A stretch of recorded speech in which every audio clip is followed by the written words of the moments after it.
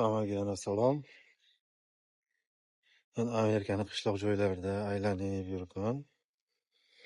Bu uymalari anaqa dengiz bo'yida yuradigan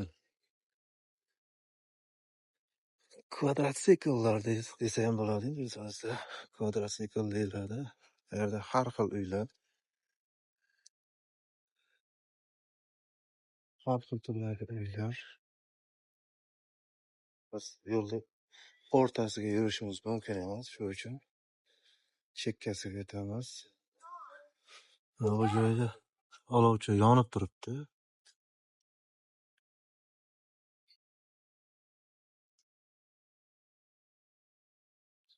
Mana shu uylar, mana shunaqa.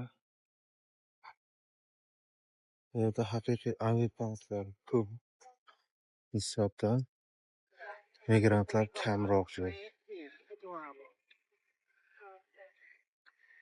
Akamiz Kashanda ekan.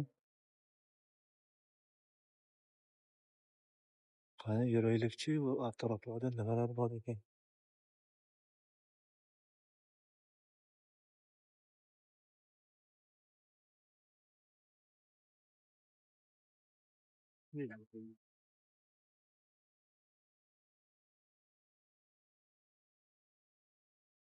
Odam nisbatan kam,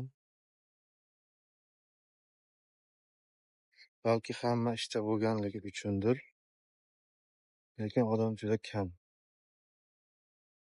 Boshqa joylarga qaraganda Nyu-York, Filadelfiya, Washington, Kaliforniya, Las-Vegas taraflarga qaraganda odam kam bu yerda. Tinch, sokin joylar ekan.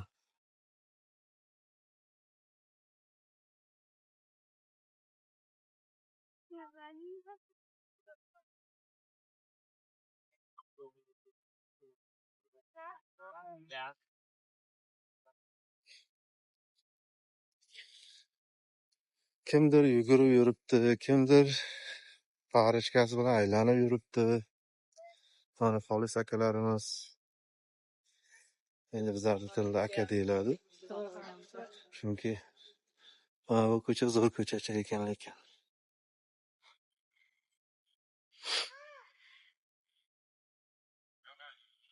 Palmalar hamma tarafda.